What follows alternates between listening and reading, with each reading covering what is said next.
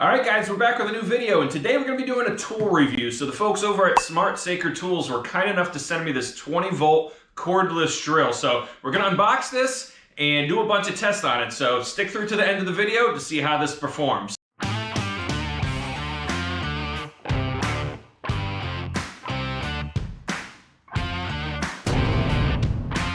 Alright, so let's unbox this. And it seems to be packaged pretty nicely from the get-go here. So this is a compact style drill. So you can see you have two speeds here. You have a forward and reverse.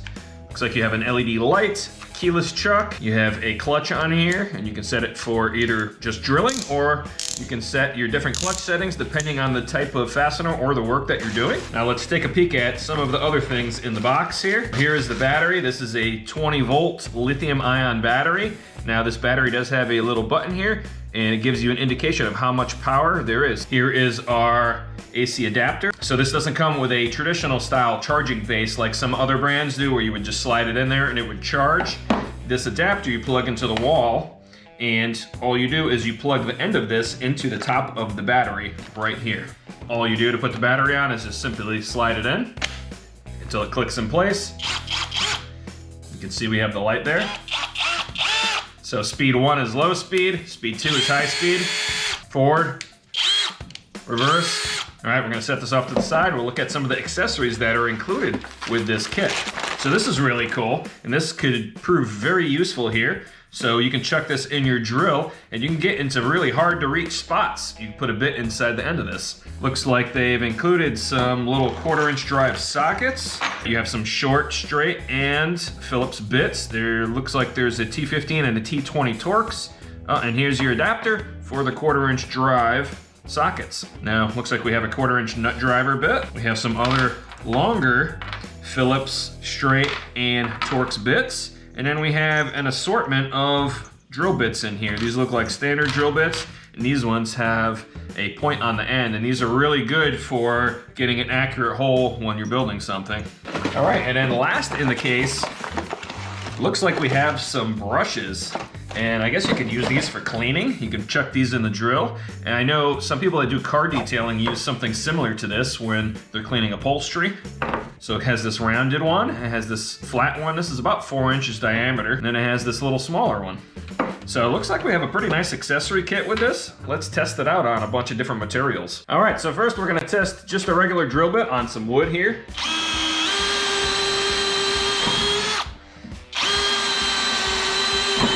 Seems to work pretty well. Now, when you're drilling, you wanna make sure that you have your clutch set to drill mode, otherwise it will skip, just like any other drill. So we're gonna try a spade bit now. This is a 3/4-inch spade bit, and I use this for doing electrical work, for running Romex a lot of times. So let's see how this performs.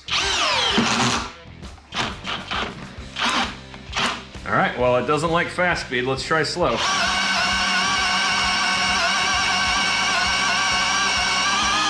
All right, we got a nice 3/4-inch hole there, so definitely want to do that on low speed. The high speed does not like it at all. All right, now we're gonna try to drill into this aluminum bar here.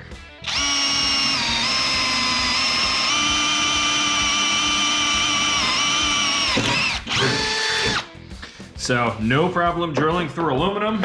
All right, now we're gonna use a scrub brush on here. See how this works.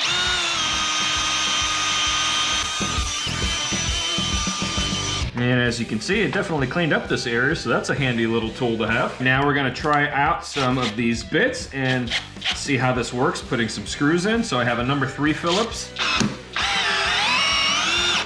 That has no problem driving that in there. Let's switch over to the T20. And these are common now in a lot of new fasteners. You have a Torx tip on them. Wow, look at that. That'll actually drive it all the way through the board. No problem. And we're on the high speed setting too. So let's try the Phillips bit with a standard drywall screw now. No problems there. All right, let's try an even longer one here. All right, I'm gonna put their nut driver with the adapter and a 7/16 socket, and we'll try to drive this lag screw in.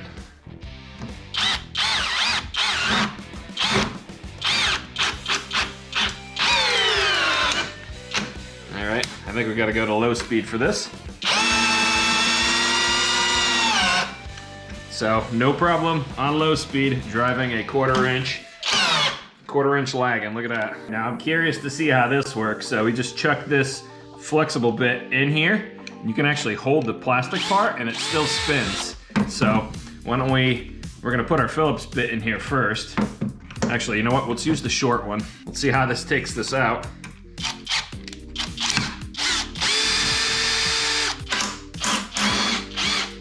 And look at this crazy angle I got going on here. This could really come in handy for getting in those tight quarters. All right, now we're gonna test out the clutch on here. So if we bring this over, let's bring it over to about like 3, and we'll see how this reacts. All right, so 3 is the lightest clutch setting. Let's put it up to 13. Should go a little bit further.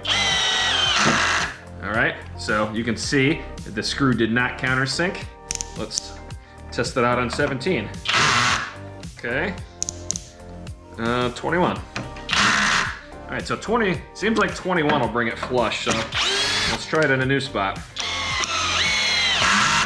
All right, and it stopped consistently at that same exact spot. Now, if you wanna obviously not have that clutch feature, you just switch it back to the drill indicator right here. All right, and as far as charging, all you simply do is plug this into a 120 volt source. There is an indicator on here, and you simply take your battery out of your drill and plug the adapter into the battery. It did blink red for a moment, but we're fully charged still, so we're not gonna see this change at the moment because we still have a full charge. But this will blink red, I assume, when it is charging. All right, guys, and if you stuck through the whole video, I thank you for watching. This is a great drill if you're on a budget and you're just doing some basic stuff around the house.